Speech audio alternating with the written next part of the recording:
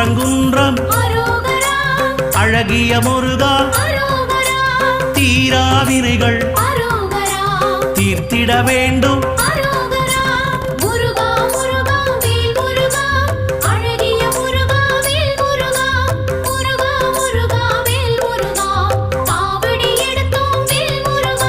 சுவாமி மலையனே